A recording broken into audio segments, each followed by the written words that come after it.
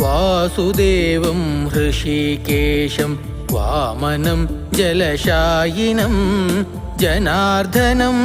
हरिं कृष्णं श्रीवक्षं गरुडध्वजम्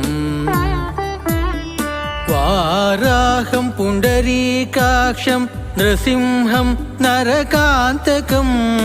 अव्यक्तं शाश्वतं विष्णुम् अनन्तम् अजमव्ययम्